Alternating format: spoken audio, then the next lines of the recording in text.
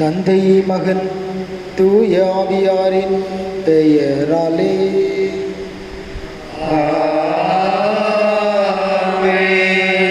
நம் ஆண்டவராகிய இயேசு கிறிஸ்துவின் அருளும் கடவுளின் அன்பும் தூய ஆவியாரின் நட்புறவும் உங்கள் அனைவரோடும் இருப்பதாக. உம் ஆன்மாவோடும் இருப்பதாக. ஆண்டின் 17ஆம் ஞாயிறு திருப்பலிக்கு உங்கள் அனைவரையும் அன்புடன் வரவேற்கிறோம். இன்றைய நாளின் மைய சிந்தனையாக விண்ணரசின் மக்கள் ஆவோம். எதை தேடுகிறீர்கள்? ஒவ்வொருவருடைய வாழ்விலும் தேடல் மிக அவசியம். உலகில் உள்ள ஒவ்வொன்றும் இன்னொன்றை தேடுகின்றது. தேடி நாடி அதை அடையும் வரை ஓய்வதில்லை. இந்த தேடலில் வரும் தடைகளையும் இடர்களையும் தாங்கிக் கொண்டு அந்த தேடலில் முழுமையை அடைய அனைத்தையும் இழக்க தயாராகிறது. இதையே இயேசுவும் செய்தார். உலகம் மீட்பு பெற தன் உயிரையே இழந்தார். விண்ணரசு என்னும் புதையலை பெற விண்ணரசுக்குள் நுழைய தடையாக இருக்கின்ற சிலவற்றை அழித்தாக வேண்டும். அன்பை பெற பகைமையை அழிக்க வேண்டும். அமைதியை பெற ஆரவாரத்தை அழிக்க வேண்டும். நீதி வாழ்வை பெற அநீதியை அழிக்க வேண்டும். அருளை பெற ஆணவத்தை அழிக்க வேண்டும். இதுதான் இன்றைய நற்செய்தியின் கருத்து. ஒன்றை இழக்கின்ற போது, அழிக்கின்ற போது இன்னொன்றை அடைய முடியும். பூ தன்னை இழந்தால்தான் காய் வரும். காய் தன்னை இழந்தால்தான் கனி தரும். அதுபோல இறையாட்சி இன்று மலர, இதயங்கள் ஒன்று சேர வேற்றுமைகள் மறைய வேண்டும். நாம் மனமாற இப்பலியின் வழியாக மன்றாடுவோம். அன்புமிக்க சகோதரிகளே, சகோதரர்களே, நாம் விண்ணரசின் மக்களாக மாறுவதற்கு தடையாக இருக்கக்கூடிய பாவங்கள், குற்றங்கள், குறைகள் எல்லாவற்றையும் நினைத்து பார்த்து அதற்காக நம்முடைய விண்ணக தந்தையிடம் மன்னிப்பு கோருவோம்.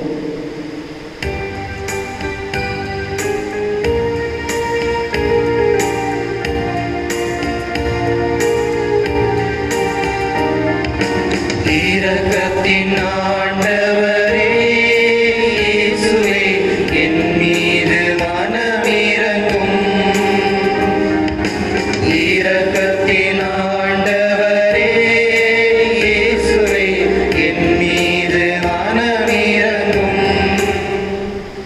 அன்பின் தேவனே, எங்களின் சுயசார்பு எண்ணங்களால் மனம் போன போக்கில் நடந்து உமது அன்பை மறந்து அலட்சியப்படுத்தி உம்மை மறுதலித்த செயல்களுக்காக இறைவா உம்மிடம் மன்னிப்பு வேண்டுகிறோம்.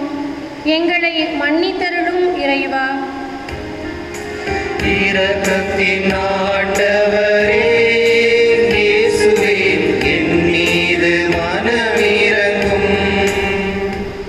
மன்னிக்கும் தெய்வமே, உண்மையாக அன்பு செய்வதில் எங்கள் மனதை செலுத்தாமல் உலக நாட்டங்களின் மேல் ஆர்வம் கொண்டு மனம் போன போக்கில் வாழ்ந்த தருணங்களுக்காக இறைவா உம்மிடம் மன்னிப்பு வேண்டுகிறோம்.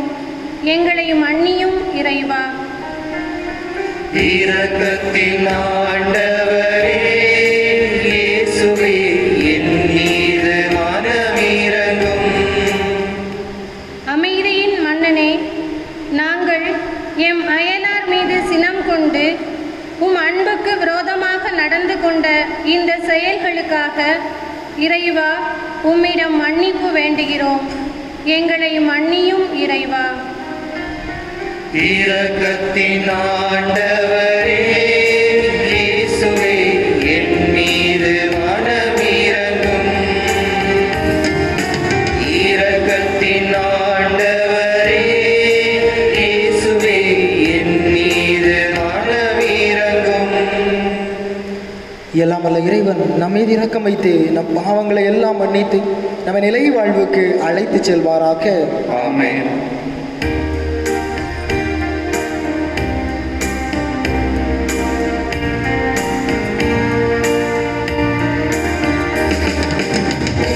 உன்னதங்களிலே இறைவனுக்கு மாட்சிமை உண்டாகுக. உலகினிலே மனத்தவர்க்கு அமைதியும் உண்டாகுக.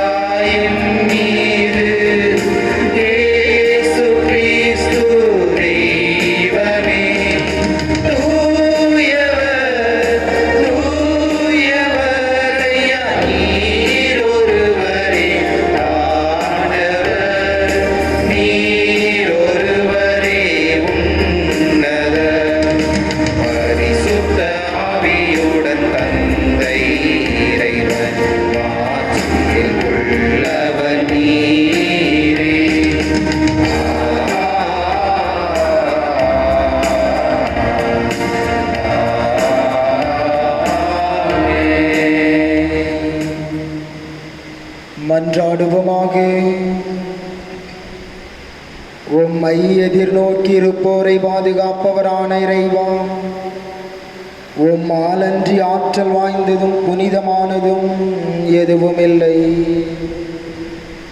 எங்கள் மீது உமது இரக்கத்தை மேன்மேலும் பொழிவதால் உம்மை நாங்கள் எங்கள் தலைவராகவும் வழிகாட்டியாகவும் ஏற்றுக்கொண்டு நிலையானவற்றை நாங்கள் இப்போதே பற்றி கொள்ள நிலையற்ற இன்றைய நன்மைகளை பயன்படுத்த செய்வீராக.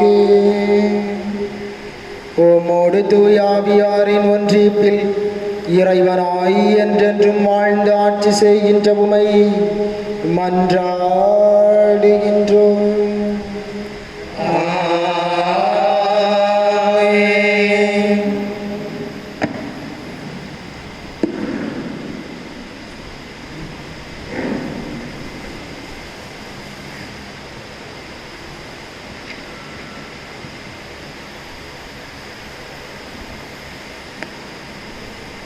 நீதி வழங்க தேவையான ஞானத்தை மட்டுமே கேட்டிருக்கிறாய்.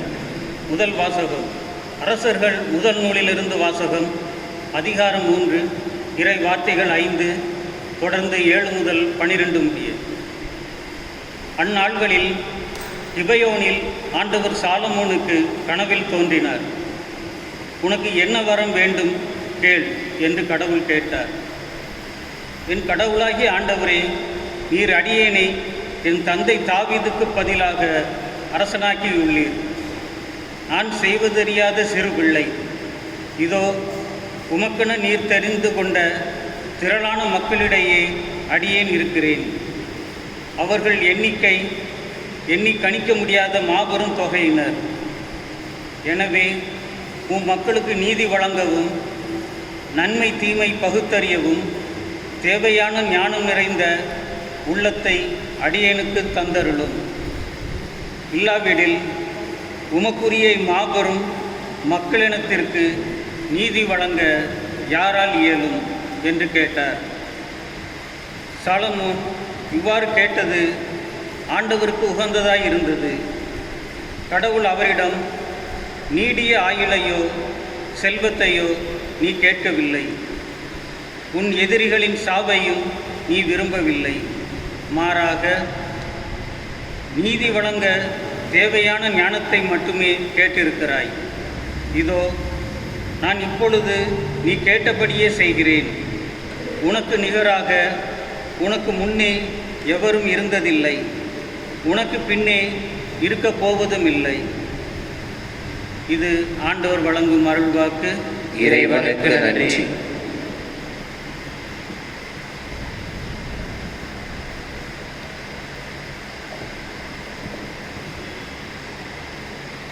பதிலுரை பாடல் திருப்பாடல் 119. நீங்கள் பாட வேண்டிய பல்லவி, ஆண்டவரே திருச்சட்டத்தின் மீது எத்துணை பற்று கொண்டுள்ளேன்.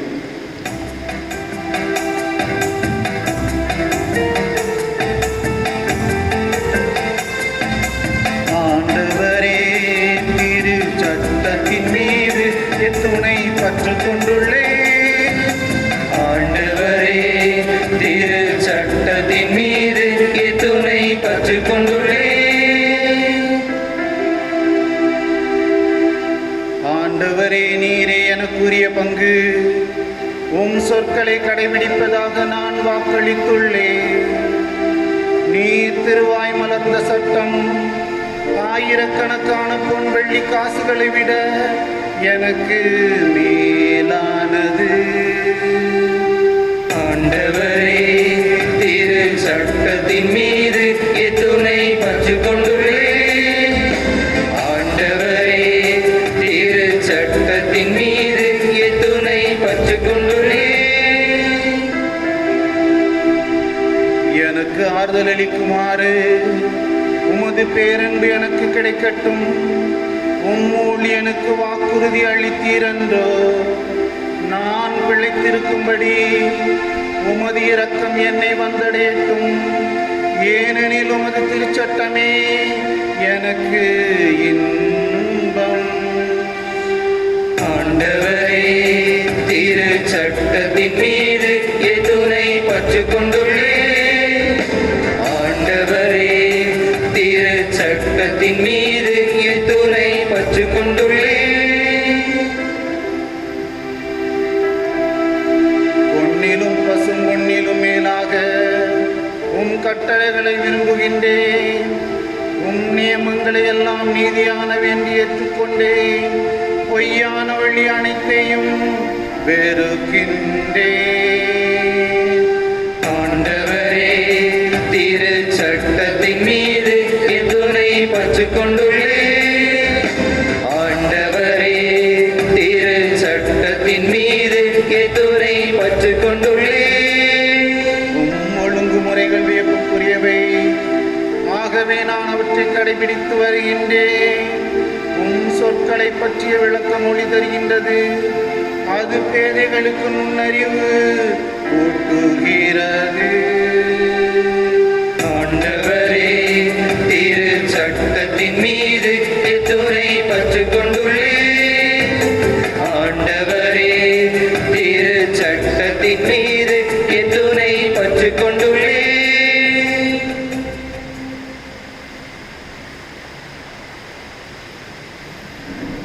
இரண்டாம் வாசகம்.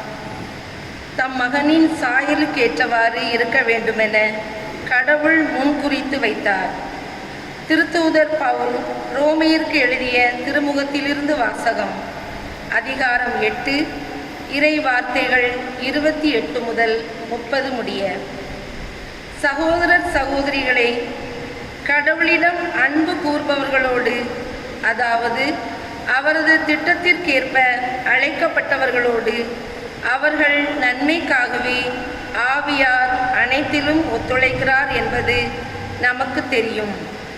தம்மால் முன்பே தேர்ந்து கொள்ளப்பட்டவர்கள் தம் மகனின் சாயலுக்கேற்றவாறு இருக்க வேண்டுமென கடவுள் முன்குறித்து வைத்தார். அச்சகோதரர் சகோதரிகள் பலருள் தம் மகன் தலை பேரானவராய் இருக்க வேண்டுமென இப்படி செய்தார். தாம் முன்குறித்து வைத்தோரை அவர் அழைத்திருக்கிறார். தாம் அழைத்தோரை தமக்கு ஏற்புடையராக்கி இருக்கிறார். தமக்கு ஏற்புடையோர் ஆனோரை தம் ஆட்சியில் பங்கு பெறச் செய்தார். இது ஆண்டவர் வழங்கும் அருள்வாக்கு. இறைவனுக்கு நன்றி.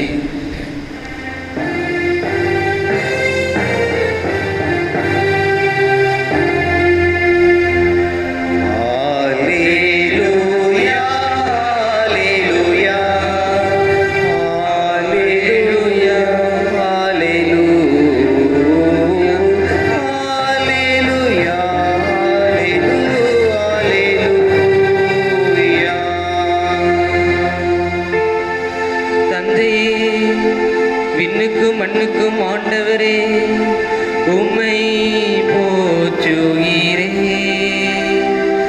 ஏனெனில் விண்ணரசின் மறைபொருளை குழந்தைகளுக்கு வெளிப்படுத்தினீர். அல்லேலூயா, அல்லேலூயா, அல்லேலூயா, அல்லேலூயா, அல்லேலூயா.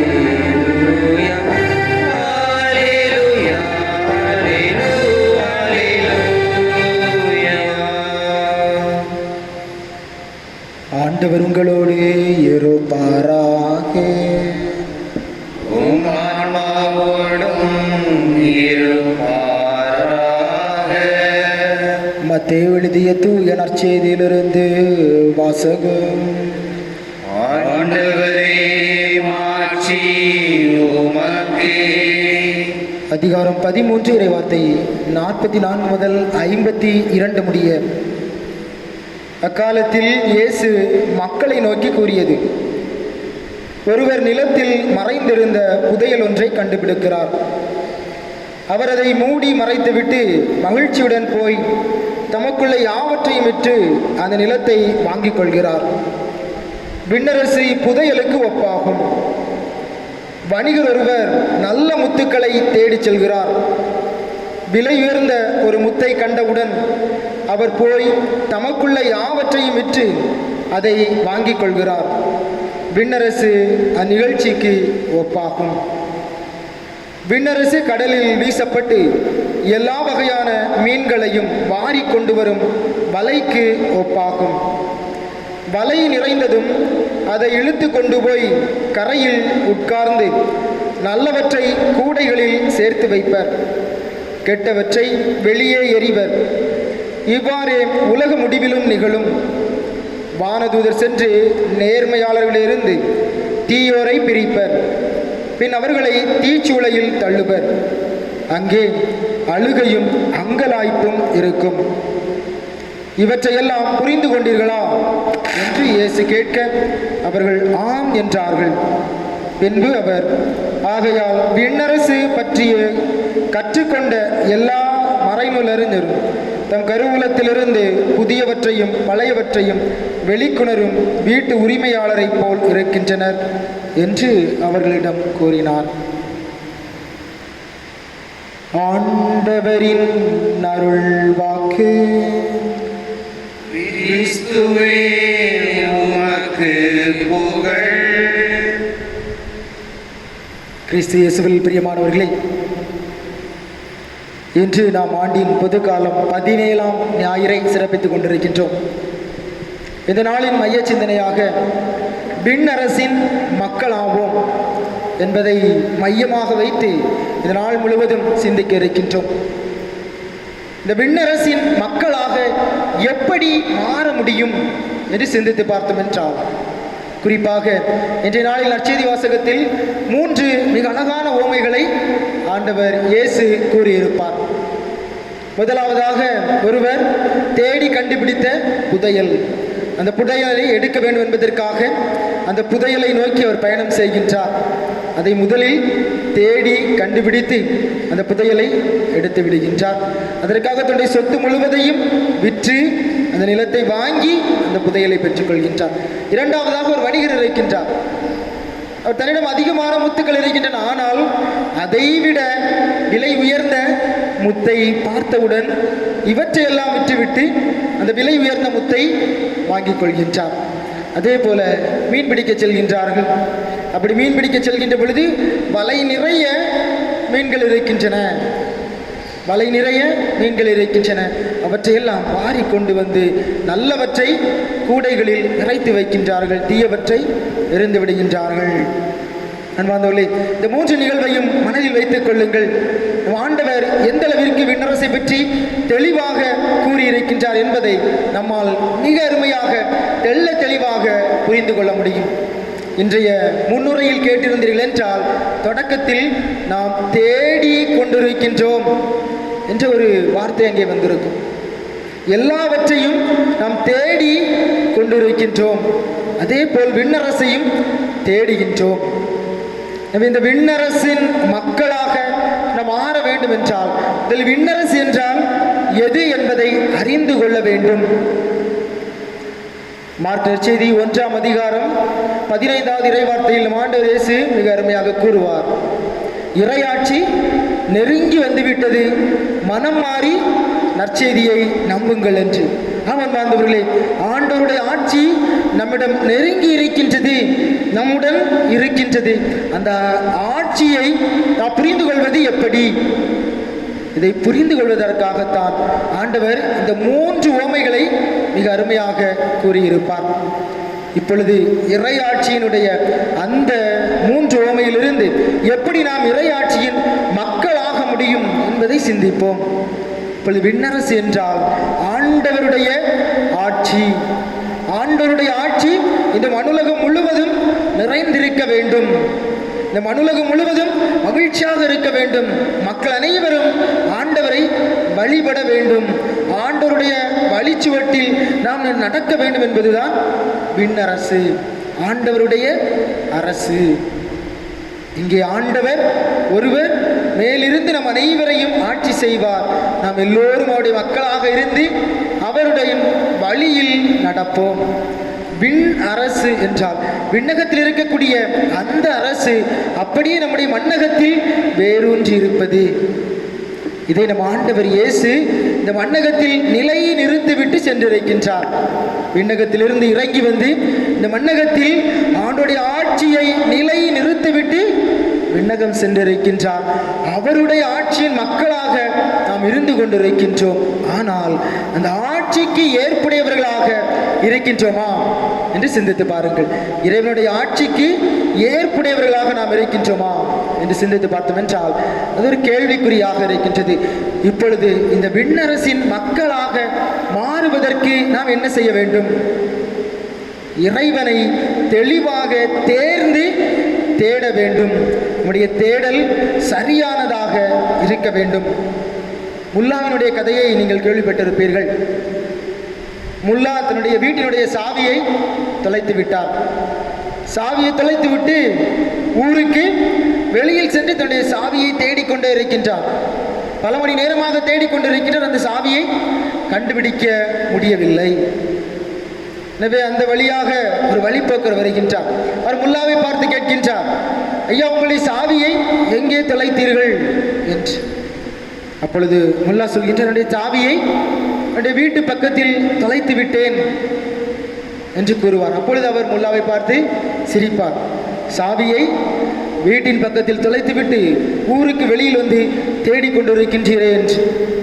அப்பொழுது முல்லா கூறுவார், இங்குதான் வெளிச்சம் நன்றாக இருக்கின்றது, எனவே இங்கு தேடிக்கொண்டிருக்கின்றேன். என்னுடைய சாவி என்னுடைய வீட்டு பக்கத்தில் தொலைந்து விட்டது என்பது எனக்கு தெரியும் என்று. அன்பார்ந்தவர்களே, பல வேளைகளில் நாம் எங்கு தேட வேண்டும் என்பதை மறந்து விடுவோம். இங்கு வெளிச்சமாக இருக்கின்றது என்பதற்காக இங்கே தேடிக்கொண்டிருப்போம். ஆனால் நமக்கு தேவையானது இன்னொரு இடத்தில் இருக்கும் என்பதை தெரிந்தும் தேடிக்கொண்டிருப்போம். நிச்சயமாக உங்களுக்கு தெரிந்தாலும் பல வேளைகளில் நாம் இந்த தவறை செய்து விடுவோம். அன்பார்ந்தவர்களே, நம்முடைய வாழ்வை, நம்முடைய இலக்கை, நம்முடைய தேடலை சரியாக வடிவமைக்க வேண்டும். எனவே இன்றைய வாசகத்தில் வருகின்ற அந்த முதல் உவமையை எடுத்து பார்த்தீர்கள் என்றால், ஒருவர் அங்கு இருக்கக்கூடிய புதையலை தேடி செல்கின்றார். அவரால் புதையலை கண்டுகொள்ள முடிகின்றது. அதே போல அந்த முத்துக்களை வைத்திருக்கக்கூடிய வணிகர் நல்ல முத்தை தேடி செல்கின்றார். அதே போல் அந்த படகிலே பயணம் செய்து சென்றவர்கள் மீன் எங்கிருக்கின்றது என்பதை அறிந்து அந்த இடத்திற்கு தேடி செல்கின்றார்கள். எனவே அதிகமான மீன்களை பிடித்து வருகின்றார்கள். அன்பார்ந்தவர்களே, நம்முடைய வாழ்விலும் நம்முடைய தேடல் சரியானதாக, தெளிவானதாக இருக்க வேண்டும். யாருடைய வாழ்வில் எல்லாம் தேடல் சரியான, தெளிவான தேடலாக இருக்கின்றதோ அவர்கள்தான் இந்த உலகத்தை வென்றவர்களாக, வாழ்வில் வெற்றி பெற்றவர்களாக இருக்கின்றார்கள். ஆண்டவர் இயேசுவினுடைய தேடல் தெளிவாக இருந்தது. என்னுடைய மக்கள் என்னை விட்டு பிரிந்து சென்று கொண்டிருக்கின்றார்கள், என்னுடைய மந்தைகள் என்னை விட்டு பிரிந்து சென்று விட்டன. எனவே அந்த மக்களை தேடி விண்ணகத்திலிருந்து நம் ஆண்டவர் இயேசு குழந்தையாக பிறந்து நம்மை தேடி வருகின்றார். அவரை விட்டு பிரிந்து சென்று விட்டோம் என்பதை அறிந்தவர் நம்மை தேடி வருகின்றார். அவருடைய தேடல் நாமாக இருந்தோம். நம்முடைய தேடல் கிறிஸ்துவாக இருக்கின்றதா என்று சிந்தித்து பாருங்கள். விண்ணரசின் மக்களாக மாற வேண்டும் என்றால் நம்முடைய தேடலை தெளிவாக தேர்ந்து சரியான தேடலை நாம் முன்வைத்து தேட வேண்டும். இரண்டாவதாக, நீங்கள் முன்வைத்திருக்கக்கூடிய அந்த தேடல் அல்லது நீங்கள் வைத்திருக்கக்கூடிய அந்த இலக்கு சரியான இலக்கு தானா என்பதை தீர்மானிக்க வேண்டும். பல வேளைகளில் நாம் ஒரு இலக்கை தீர்மானித்து விடுவோம். என்னுடைய வாழ்வில் நான் வெற்றி பெற வேண்டும் என்பது உங்களுடைய இலக்காக இருக்கலாம், அல்லது அதிகமாக பணம் சம்பாதிக்க வேண்டும் என்பது உங்களுடைய இலக்காக இருக்கலாம், அல்லது நல்ல வேலை பார்க்க வேண்டும் என்பது உங்களுடைய இலக்காக இருக்கலாம், அல்லது நல்ல முறையில் திருமணம் செய்ய வேண்டும் என்பது உங்களுடைய இலக்காக இருக்கலாம், அல்லது என்னுடைய குழந்தைகளை நல்ல முறையில் படிக்க வைக்க வேண்டும் என்பது உங்களுடைய இலக்காக இருக்கலாம், அல்லது இந்த சமூகத்தை மாற்ற வேண்டும் என்பது உங்களுடைய இலக்காக இருக்கலாம். எந்த ஒரு இலக்காக இருந்தாலும் அதை தெளிவாக தேர்ந்து இதைத்தான் நான் செய்ய போகின்றேன், இதை தெளிவாக செய்து முடிப்பேன் என்பதில் நிச்சயமாக நீங்கள் அக்கறை காட்ட வேண்டும். உங்கள் இலக்கை ஒன்றாக வைத்துவிட்டு உங்கள் இலக்கிலிருந்து மாறுபட்டு நீங்கள் வேறு ஒன்று செய்து கொண்டிருந்தீர்கள் என்றால் நிச்சயமாக உங்களுடைய இலக்கை சென்று அடைவது என்பது இயலாத ஒன்றாக மாறிவிடும். உதாரணமாக, நீங்கள் ஒரு கைப்பந்தாட்ட வீரராக இருக்கின்றீர்கள் என்று வைத்துக் கொள்ளுங்கள். உங்களுக்கு நன்றாக கைப்பந்து ஆட வேண்டும், இந்த உலகத்தில் யாரும் விளையாடாத அளவிற்கு நான் உயர வேண்டும் என்ற ஒரு எண்ணம் இருக்கின்றது. அப்படியானால் நீங்கள் கைப்பந்தாட்டத்தை எப்படி விளையாடுவது என்பதை அதிகமாக கற்றுக்கொள்ள வேண்டும். அதை விட்டுவிட்டு கால்பந்தாட்டத்தில் அதிகமாக உடைய நேரத்தை செலவழித்து கொண்டு கால்பந்தாட்டத்தை கற்றுக்கொண்டால் கைப்பந்தாட்டத்தில் நான் பெரிய வீரனாக மாறிவிடுவேன் என்று தவறான ஒரு இலக்கோடு பயணம் செய்து கொண்டிருந்தோம் என்றால் நிச்சயமாக நம்முடைய வாழ்வில் வெற்றி பெற முடியாது. ஆமன்பார்ந்தவர்களே, பல வேளைகளில் நாம் செய்யக்கூடிய ஒரு தவறு இதுதான். நம்முடைய இலக்கு பணம் சம்பாதிக்க வேண்டும் என்றால் அல்லது வெளிநாட்டிற்கு சென்று பணம் சம்பாதிக்க வேண்டும் என்று வைத்தீர்கள் என்றால் அதற்கான வழிகளை முதலில் செய்வது, முன்னதாகவே நன்றாக படிப்பது, நல்ல ஒரு மாணவனாக மாணவியாக இருப்பது, குடும்பத்திற்கு ஏற்றவர் போல வாழ்வது, எல்லோரும் உங்களை பார்த்து நல்லவன் நல்லவள் என்று பெயர் வாங்க முன் வருவது. அப்படி ஒரு இலக்கோடு சென்றீர்கள் என்றால் உடைய இலக்கு சரியானதாக இருக்கும். அப்பொழுது நான் வெளிநாட்டுக்கு சென்று நல்ல வேலை செய்து அதிகமாக பணம் சம்பாதித்து என்னுடைய குடும்பத்தை நல்ல முறையில் பார்த்துக் கொள்வேன், நான் ஒரு நல்ல அரசியல் தலைவராக மாறுவேன் என்பது உங்கள் இலக்காக இருந்தால் அதற்கு முன்னதாகவே அரசியலை பற்றியும் இந்த மக்களை பற்றியும் இந்த அரசியலில் இருக்கக்கூடிய நன்மை தீமைகளை பற்றியும் தெளிவாக அலசி ஆராய்ந்து அதன் பின்பு நான் ஒரு சிறந்த அரசியல் தலைவராக இருப்பேன். அன்பார்ந்தவர்களே, நம்முடைய இலக்கை சரியாக தீர்மானிக்க வேண்டும், அதற்காக சரியான முடிவுகளை எடுக்க வேண்டும். ஒருவேளை நீங்கள் டாக்டராக மாற வேண்டும், அது இன்ஜினியராக மாற வேண்டும் என்று முடிவு செய்திருந்தீர்கள் என்றால் அதற்கான படிப்பை தேர்ந்தெடுத்து படிக்க வேண்டும். டாக்டர் ஆவதற்கான படிப்பை தேர்ந்தெடுத்து படித்தீர்கள் என்றால் டாக்டராக மாறுவீர்கள். அல்லது இன்ஜினியராக மாற வேண்டும் என்று நினைக்கின்றீர்கள் என்றால் அதற்கான படிப்பை தேர்ந்தெடுத்து படித்தீர்கள் என்றால் இன்ஜினியராக மாறுவீர்கள். ஆமாம் பாந்தவர்களே, உடைய இலக்கை சரியாக தீர்மானித்து அந்த இலக்கிலே தெளிவாக நடக்க கற்றுக்கொள்ளுங்கள். இதுதான் விண்ணரசிற்கான முதல் படி. இரண்டாவதாக, எல்லாவற்றையும் தேர்வு செய்துவிட்டு அப்படியே விட்டு விடுவதல்ல, அதற்காக துன்பப்பட்டு உங்கள் நேரம் முழுவதையும் ஒதுக்கி உழைக்க வேண்டும். உங்கள் நேரம் முழுவதையும் செலவிட்டு அந்த இலக்கை அடைவதற்கான முழு முயற்சியில் ஈடுபட வேண்டும். இன்றைய வாசகங்களை பார்த்தீர்கள் என்றால் நல்ல முத்தை தேடி அலைந்து கொண்டே இருக்கின்றார் வணிகர். அந்த புதையலை கண்டுபிடிக்க வேண்டும் என்று தேடிக்கொண்டே இருக்கின்றான். நல்ல மீன்களை எடுத்து வர வேண்டும் என்று மீனவன் பயணம் செய்து கொண்டிருக்கின்றான். எனவே சும்மா இருந்து கொண்டு மீன் பிடிப்பதல்ல, சும்மா இருந்து கொண்டு புதையல் எடுப்பதல்ல, ஒரு இடத்தில் அமர்ந்து கொண்டு முத்துக்களை கண்டுபிடிப்பதல்ல, மாறாக அதற்கான செயல்பாடுகளை முன்வைக்க வேண்டும். ஒரு குடும்பம் மகிழ்ச்சியாக சமாதானமாக அன்பாக இருக்க வேண்டும் என்றால் முதலில் அதற்கான செயல்பாடுகளில் நாம் இறங்க வேண்டும். எங்கே பிரச்சனைகள் இருக்கின்றன, எங்கே பிளவுகள் ஏற்படுகின்றன, யாரால் நம்முடைய குடும்பத்திற்கு இந்த பிரச்சனை வருகின்றது என்பதை அலசி ஆராய்ந்து அதன் பின்பு செயல்பட வேண்டும். அதே போல் படிக்கின்றவர்கள், நான் இதை படித்தால் என்னுடைய வாழ்வில் இதை அடைய முடியும் என்பதை தீர்மானித்து தெள்ள தெளிவாக முழு நேரத்தையும் ஒதுக்கி உங்களுடைய படிப்பிலே கவனம் செலுத்தினீர்கள் என்றால் நிச்சயமாக உங்களுடைய இலக்கை அடைய முடியும்.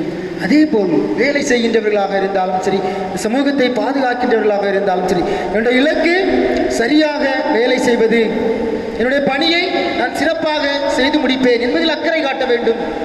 பல வேளைகளில் நாம் அதை மறந்து விடுவோம். வேலை செய்கின்றவர்களை அழைத்து கேட்டீர்கள் என்றால் காலையிலிருந்து இரவு வரை வேலை பார்க்கின்றேன், எந்த மகிழ்ச்சியும் இல்லை, எப்பொழுது பார்த்தாலும் வேலை வேலை வேலை என்று வேலை வாங்கி கொண்டே இருக்கின்றார்கள், ஒரு நாள் கூட நிம்மதியாக இருந்ததில்லை. இது அலுவலகத்தில் வேலை பார்க்கின்றவர்களாக இருந்தாலும் சரி, சாதாரண வேலை பார்க்கின்றவர்களாக இருந்தாலும் சரி, அல்லது நம்முடைய குடும்பத்தில் இருக்கக்கூடிய பெண்மணிகளாக இருந்தாலும் சரி, எப்பொழுதும் வேலை பார்த்து கொண்டே இருக்கின்றேன், ஒரு நேரம் கூட நான் நிம்மதியாக மகிழ்ச்சியாக இருக்கவில்லை. அன்பார்ந்தவர்களே, ஏன் இல்லை என்று சிந்தித்தீர்கள் என்றால் உங்களுடைய செயல்பாடுகள் சரியானதாக அமைந்திருந்ததென்றால் இந்த நாளில் இவரை நான் செய்து முடித்து விடுவேன், இதை முடித்த பின்பு என்னுடைய பணியை மீண்டும் அடுத்த நாள் என்ன செய்வது என்பதை பற்றி சிந்திப்பேன் என்று தெளிவாக முடிவு செய்து அதற்காக செயல்பட்டீர்கள் என்றால் நிச்சயமாக உங்களுடைய வாழ்வில் மிக எளிதாக உங்களால் வெற்றி பெற முடியும். மூன்றாவது, இந்த வெற்றி அல்லது நாம் சொல்லக்கூடிய இறையாட்சி என்பதை அடைய வேண்டும் என்றால் நாம் முயற்சி செய்து அதற்காக உழைத்து இறைவன் நமக்கு கொடுத்திருக்கக்கூடிய அந்த செயல்பாடுகளை அதிலே வெற்றி காண்கின்றவர்களாக மாற வேண்டும். என்பார்ந்தவர்களே, ஆண்டவர் நமக்காக இந்த மண்ணகத்திற்கு வந்தவர், நம்முடைய வாழ்வை மாற்ற வேண்டும் என்பதற்காக இந்த மண்ணகத்திற்கு வந்தவர்.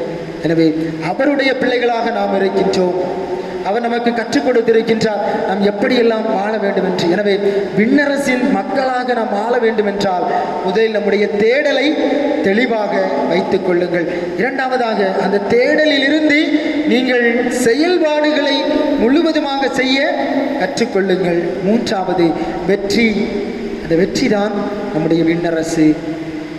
நாம் நல்லது செய்து நல்லவராக வாழ்ந்தோம் என்றால் இறைவன் நமக்கு கொடுக்கக்கூடிய அந்த பதவியும் நல்லதாக இருக்கும். நாம் தீயது செய்து தீயவர்களாக வாழ்ந்தோம் என்றால் இறைவன் நம்மை தீச்சூளையில் தள்ளிவிடுவார். அன்பார்ந்தவர்களே, இன்று தீர்மானியுங்கள், நான் விண்ணரசின் மக்களாக வாழ்வேன். விண்ணரசின் மக்களாக வாழ்வதற்கு எதையெல்லாம் இறைவன் எனக்கு கொடுத்திருக்கின்றாரோ அவற்றையெல்லாம் சிறப்பாக செய்வேன். ஆண்டவருடைய பிள்ளையாக என்னுடைய வாழ்வை நான் வடிவமைத்துக் கொள்வேன் என்பதில் அக்கறை காட்டுங்கள். நிச்சயமாக இந்த காலத்தில் இருக்கக்கூடிய எல்லாவற்றிலிருந்தும் நம்மால் விடுதலை பெற முடியும். இறைவன் நம்மை நிறைவாக ஆசீர்வதிப்பார். அன்பார்ந்தவர்களே, அதற்கான வரம் வேண்டுங்கள். இந்த பலியில் விண்ணரசின் மக்களாக மாற தொடர்ந்து ஜெபியுங்கள். இறைவன் உங்களை ஆசீர்வதிப்பார். ஆமென். அனைவரும் எழுந்து நின்று நம்முடைய நம்பிக்கையை அறிக்கையிடுவோம்.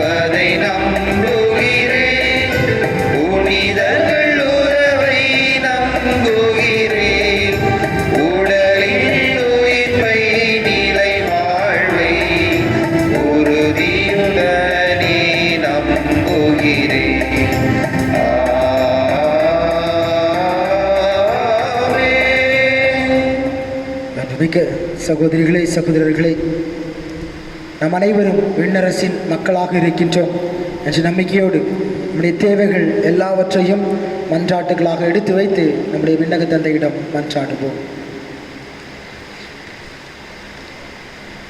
படைப்பின் ஊற்றே எம் இறைவா, விண்ணரசின் மக்களாய் மாற எங்களை வழிநடத்தி வரும் எம் திருத்தந்தை, ஆயர்கள் மற்றும் துறவரத்தார் அனைவரும் தங்களுக்கு கொடுக்கப்பட்ட மக்களை நல்ல வழியில் வழிநடத்தவும், இறை மக்களின் தேவை அறிந்து பணியாற்றவும், இறை அனுபவத்தை தங்களின் நற்செயல்களால் வெளிப்படுத்தவும், நல்ல ஆயர் இயேசு கிறிஸ்து காட்டிய படிப்பினைகளை தங்களின் வாழ்வில் வெளிப்படுத்தும் கருவிகளாக வாழ வரமருள வேண்டும் என்று இறைவாவுமை மன்றாடுகிறோம். ஆண்டவரே, நீங்கள் மன்றாட்டை கேட்டருளும். இரக்கத்தின் பிறப்பிடமே எம் இறைவா, கொரோனா என்கின்ற கொள்ளை நோயினால் பாதிக்கப்பட்டு அவதி உறும் எம் மக்களை கண்ணோக்கி அருளும். இந்நோயிலிருந்து எம் மக்கள் முழு விடுதலை பெறவும் அதனால் மன அமைதி பெற்று தங்களின் இயல்பு வாழ்வுக்கு திரும்பவும் தங்களின் அன்றாட கடமைகளை சிறப்போடு நிறைவேற்ற தேவையான வரங்களை அளித்தருள வேண்டும் என்று இறைவா உம்மை மன்றாடுகிறோம். ஆண்டவரே, எங்கள் மன்றாட்டை கேட்டருளும். வாழ்வின் வழித்துணையே எம் இறைவா, இன்றைய சூழலில் பல்வேறு காரணங்களால் பிளவுபட்டுள்ள எம் குடும்பங்களை உம் திருப்பீடம் சமர்ப்பிக்கின்றோம். குடும்பங்களில் அன்பு, அமைதி, மகிழ்ச்சி நிரம்பவும் அதன் மூலம் எம் குடும்பங்கள் அனைத்தும் விண்ணரசை இம்மண்ணில் உருவாக்கும் குடும்பங்களாக மாறவும் மற்றவர்களை எந்நிலையிலும் ஏற்றுக்கொள்ளும் மனநிலையை அளித்தருள வேண்டும் என்று இறைவா உம்மை மன்றாடுகிறோம். ஆண்டவரே, எங்கள் மன்றாட்டை கேட்டருளும். நிலையான பேரின்பத்தை அருளும் இறைவா, இவ்வுலகில் வாழ்ந்து மரித்த எம் முன்னோர்களின் ஆன்மாக்கள் மீது இரக்கமாயிரும். அவர்கள் உம் திருமுக ஒளியை காணவும் உம்மை முகமுகமாய் ஆராதிக்கும் வரத்தை அளித்தருளும். புனிதர்களின் கூட்டத்தில் அவர்களுக்கு இடமருளவும் விண்ணரசில் அவர்கள் எங்களுக்காய் பரிந்து பேசவும் அவர்களின் பரிந்துரையால் நாங்களும் விண்ணரசின் மக்களாக மாறக்கூடிய வரத்தை தந்தருள வேண்டும் என்று இறைவா உம்மை மன்றாடுகிறோம். ஆண்டவரே, எங்கள் மன்றாட்டை கேட்டருளும். நம்முடைய தனிப்பட்ட தேவைகளுக்காக மௌனமாக இறைவனிடம் மன்றாடுவோம். அன்பாண்டவரே, நாங்கள் உம்முடைய மக்களாக மாறவும் விண்ணரசின் மக்களாக மாறி உம்மை பின்பற்றவும் உம்மோடு இணைந்து வாழ்வதற்கு தேவையான ஆற்றலையும் வல்லமையும் தர வேண்டும் என்றும், குறிப்பாக இந்த கொரோனா காலத்தில் சிக்கி தவிக்கக்கூடிய எங்களை நீர் மீட்டு உம்முடைய பிள்ளைகளாக எங்களை ஏற்றுக்கொண்டு விரைவாக இந்த கொள்ளை நூல் எங்களை விட்டு அகன்று நாங்கள் முன்பிருந்த மகிழ்ச்சியான அந்த வாழ்வுக்கு திரும்பி வரவும் நீர் எங்களுக்கு அருள் தருவீராக. அன்பாண்டவரே, இந்த கொரோனா நோயை ஒழிப்பதற்காக போராடக்கூடிய மருத்துவர்கள், செவிலியர்கள், காவல்துறையினர், துப்புரவு பணியாளர், அரசியல் தலைவர்கள் ஒவ்வொருவரையும் நிறைவாக ஆசீர்வதிக்க வேண்டும் என்று ஆண்டவராகிய கிறிஸ்து வழியாக நோக்கி கெஞ்சி மன்றாடுகின்றோம். ஆமென்.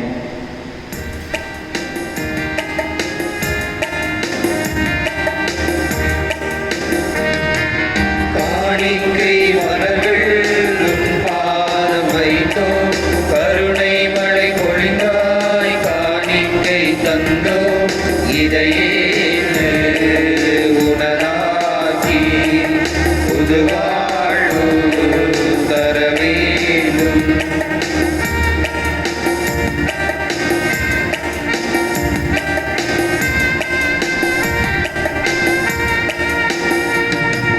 வானம் தந்த ஒளி சுடர்கள், மேகம் தந்த மழை துளிகள், அவையெல்லாம் சிறந்தவை என்றோ. நாங்கள் தருமோ ஒன்றும் குறையுள்ளதென்றால் ஏற்றிட வேண்டுகின்றோ. நாங்கள் உன் சாயல், நாங்கள் உன் அன்பு, எமையே ஏற்பாய் பரம்பொருளே.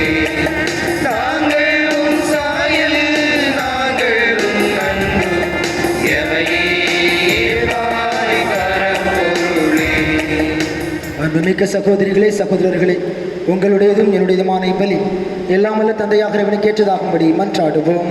ஆண்டவர் தமது பெயரின் புகழ்ச்சிக்காகவும் மாட்சிக்காகவும் நமது நன்மைக்காகவும் புனித திரு அவை அனைத்து நலனுக்காகவும் உமது கையிலிருந்து இப்பலியை ஏற்றுக்கொள்வாராக.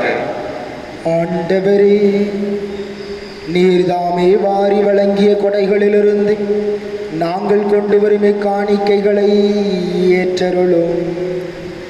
அதனால் உமது அருளின் ஆற்றலால் செயல்படும் புனிதமிக்க மறை நிகழ்வுகள் இவ்வுலகில் எங்கள் வாழ்வை புனிதப்படுத்தி நிலையான பேரின்பத்திற்கு இட்டு செல்வனவாக எங்கள் ஆண்டவராகிய கிறிஸ்து வழியாக உம்மை மன்றாடுகின்றோம்.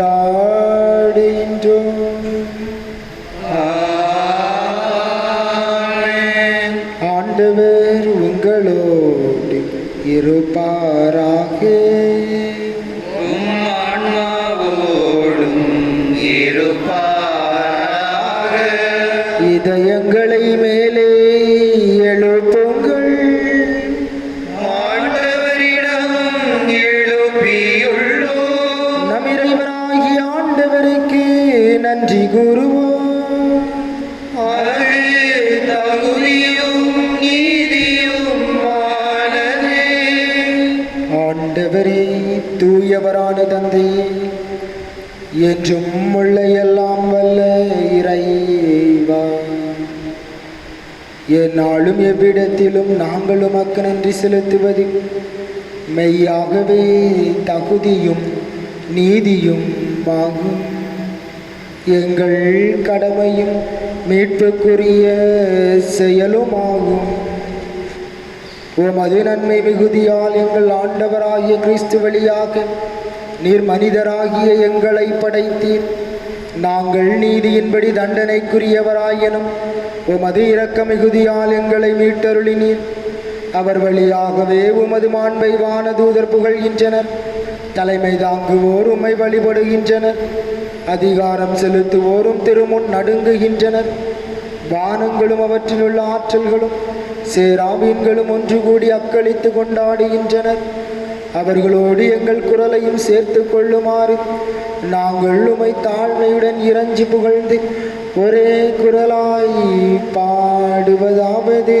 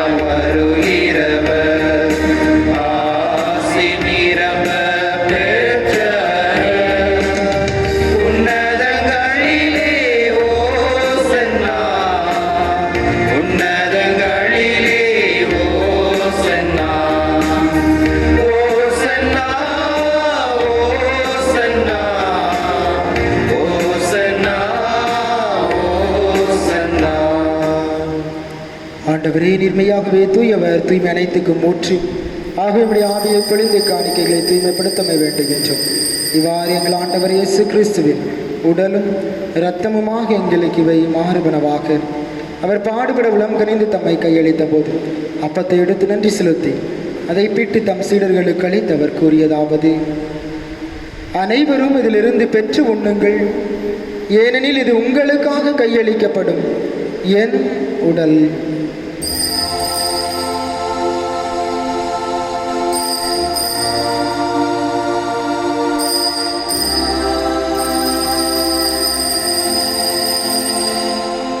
அவனமே இரவு விருந்தை அருந்திய பின் கிண்ணத்தையும் எடுத்து மீண்டும் உமக்கு நன்றி கூறி தம் சீடர்களுக்கு அளித்தவர் கூறியதாவது: அனைவரும் இதிலிருந்து பெற்று பருகுங்கள், ஏனெனில் இது புதிய நிலையான உடன்படிக்கைக்குரிய என் இரத்தத்தின் கிண்ணம்.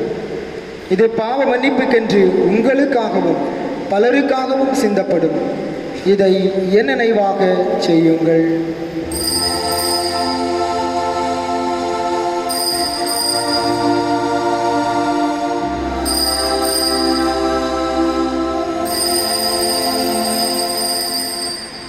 நம்பிக்கையின் மறைபொருள்.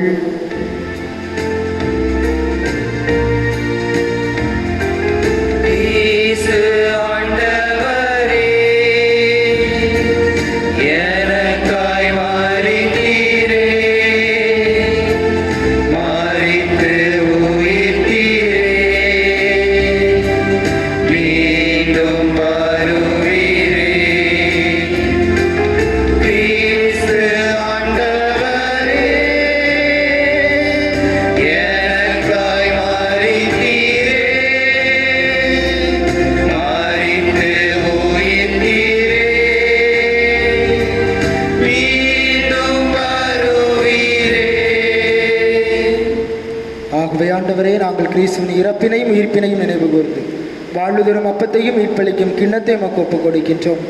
உம் திருமுன் நின்று உமக்கு ஊழியம் புரிய தகுந்தவர்களென எங்களை ஏற்றுக்கொண்டீர்.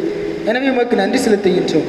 மேலும் கிறிஸ்துவின் உடலிலும் இரத்தத்திலும் பங்கு கொள்ளும் எங்களை தூய ஆவியார் ஒன்று சேர்க்க வேண்டுமென உமை தாழ்மையுடன் மன்றாடுகின்றோம். ஆண்டவரே, உலகெங்கும் பரவி இருக்கும் உமது திரு அவையை நினைவு கூர்ந்தருளும். எங்கள் திரு தந்தை பிரான்சிஸ், எங்களாய ஸ்டீபன், எல்லா திருநிலையினர் ஆகிய அனைவரோடும் உமது திரு அவை அன்பில் நிறைவு பெறச் செய்தருளும். மேலும் உயிர்த்தலும் எதிர்நோக்குடன் துயில் கொள்ளும் எங்கள் சகோதர சகோதரிகளையும் இறந்தோர் அனைவரையும் இரக்கத்துடன் நினைவு கூர்ந்து உமது திருமுக ஒளியினுள் ஏற்றருளும். எங்கள் அனைவர் மீதும் இரக்கமாயிரும். கடவுளின் கன்னித்தாயான புனித மரியா, அவருடைய கணவரான புனித யோசேப்பு, எங்கள் பாதுகாவலரான புனித தோமையார், புனித திருத்தூதர்கள், இவ்வுலகில் மக்கு உகந்தவராயிருந்தோர் ஆகிய புனிதர் அனைவருடனும் நாங்கள் நிலை வாழ்வில் பங்கு கொள்ளும் தகுதி பெற்று நம் திருமகன் இயேசு கிறிஸ்து வழியாக புகழ்ந்தேற்று மரமருள மன்றாடுகின்றோம்.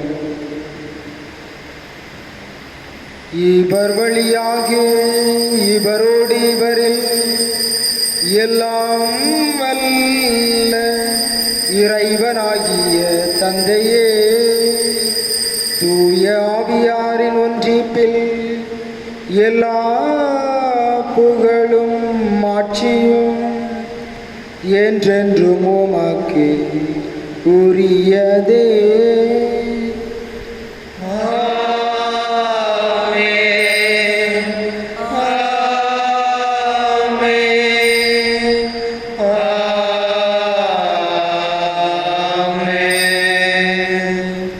மீட்பரின் கட்டளையால் கற்பிக்கப்பட்டு இறைவெடிப்பினையால் பயிற்சி பெற்ற நாம் துணிந்து சொல்லுவோம். விண்ணுலகில் இருக்கின்ற எங்கள் தந்தையே, உமது பெயர் தூயது என போற்றப் பெறுக. உமது ஆட்சி வருக. உமது திருவுளம் விண்ணுலகில் நிறைவேறுவது போல மண்ணுலகிலும் நிறைவேறுக. எங்கள் அன்றாட உணவை இன்று எங்களுக்கு தாரும். எங்களுக்கு எதிராக குற்றம் செய்வோரை நாங்கள் மன்னிப்பது போல எங்கள் குற்றங்களை மன்னியும். எங்களை சோதனைக்கு உட்படுத்தாதையும், தீமையிலிருந்து எங்களை விடுவித்தருளும். ஆண்டவரே, தீமை அனைத்திலிருந்தும் எங்களை விடுவித்து எங்கள் வாழ்நாளில் அமைதியை கனிவுடன் அருளமை மன்றாடுகின்றோம்.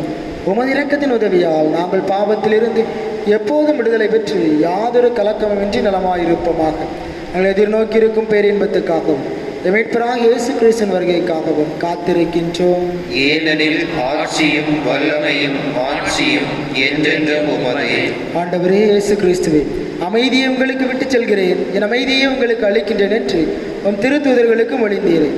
எங்கள் பாவங்களை பாராமல் உமது திரு அவையின் நம்பிக்கையை கண்ணோக்கி உமது திருவுளத்திற்கேற்ப அதற்கு அமைதியையும் ஒற்றுமையும் அளித்துள்ளீராக. என்றென்றும் வாழ்ந்து ஆட்சி செய்கின்றவர் நீரே. ஆமென். ஆண்டவருடைய அமைதி உங்களோடு என்றும் இருப்பதாக. உம் ஆன்மாவோடும் இருப்பதாக. ஒருவருக்கொருவர் பெரும் மகிழ்ச்சியோடு நம் ஆண்டவர் இயேசு தருகின்ற அமைதியை பகிர்ந்து கொள்வோம். அமைதி.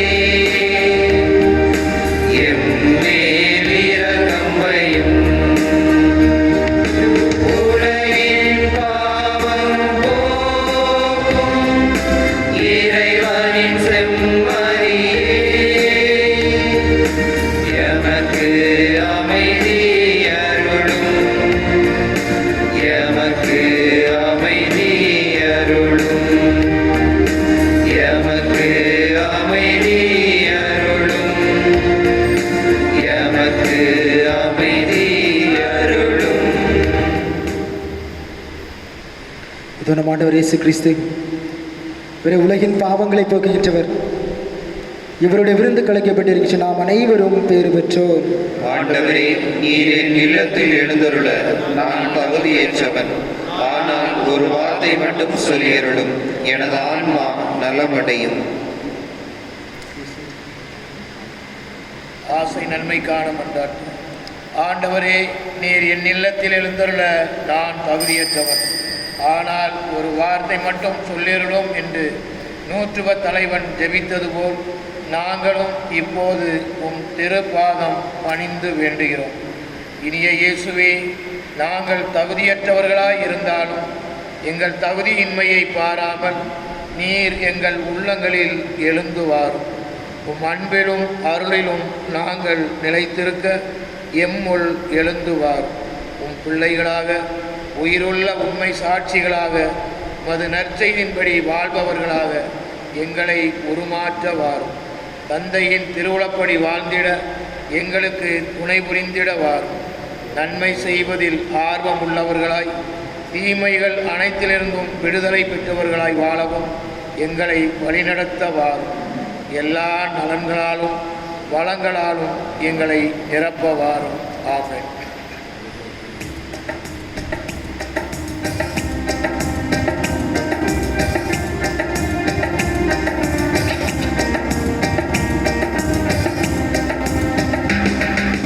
இயேசு தந்த இந்த அன்பான விருந்து என் வாழ்வில் அருமருந்து. இயேசு தந்த இந்த அன்பான விருந்து என் வாழ்வில் அருமருந்து. இதை என் நினைவாக செய்யுங்கள் என்றார் இயேசு. இதை என் நினைவாக செய்யுங்கள் என்றார் இயேசு. இயேசு தந்த இந்த அன்பான விருந்து என் வாழ்வில் அருமருந்து.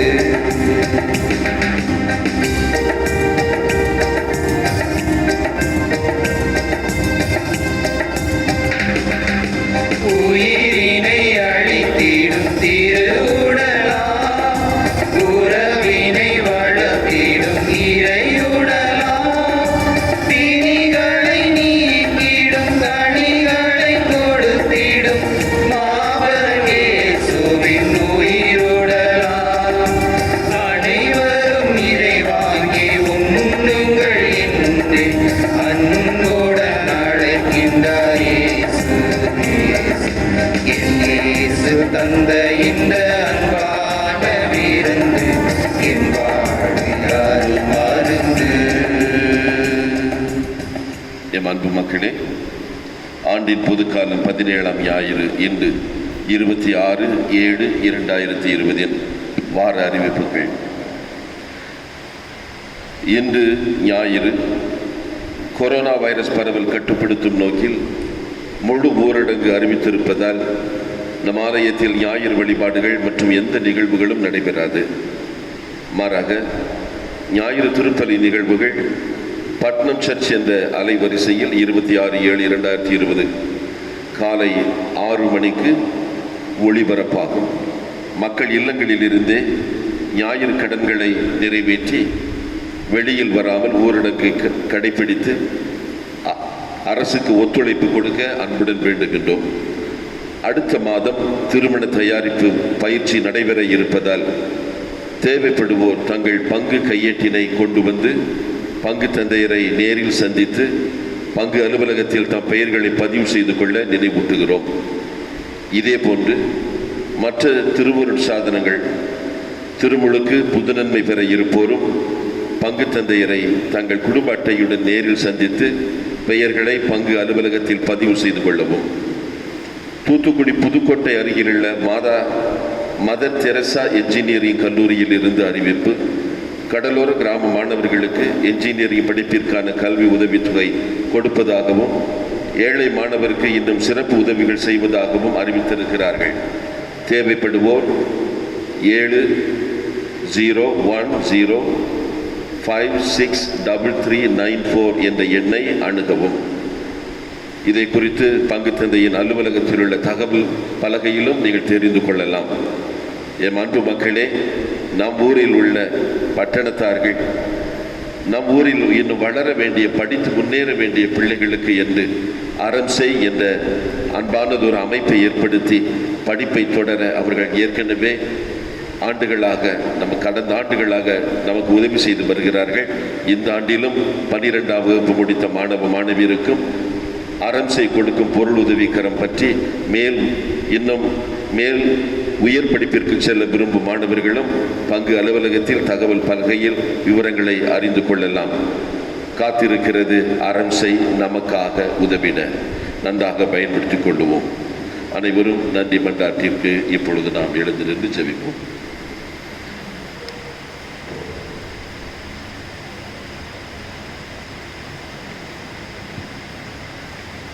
நன்றி கூறி மன்றாடுவோமாக. ஆண்டவரே, உம்முடைய திருமகனுடைய பாடுகளின் நினைவாக இத்திருவுணவை உட்கொண்ட நாங்கள் உமை வேண்டுகின்றோம். ஏவாறு சொல்லற்கரிய அன்பினால் அவரே உங்களுக்கு அளித்து இக்கொடைகளால் எங்கள் மீட்பு பயனடைய செய்வீராக. எங்கள் ஆண்டவராகிய கிறிஸ்து வழியாக உமை மன்றாடுகின்றோம்.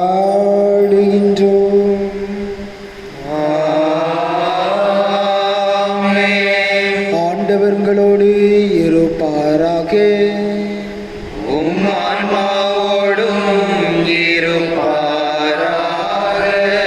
எல்லாம் வல்ல இறைவன் தந்தை, மகன், தூயாவியார் நம் அனைவரையும் நிறைவாக ஆசீர்வதிப்பாராக.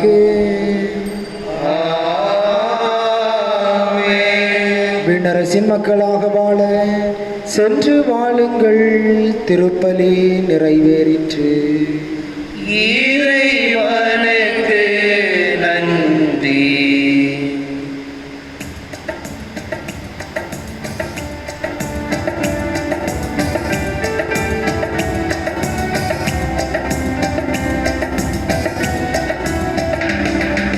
கிருபை தயாவத்தின்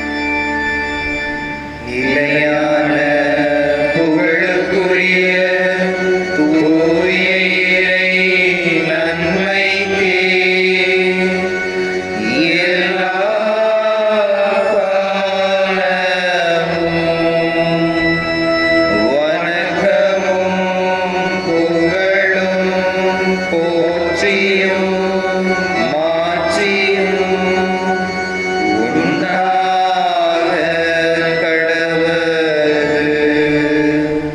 தந்தை, மகன், தூய ஆவியின் பெயராலே ஆமென்.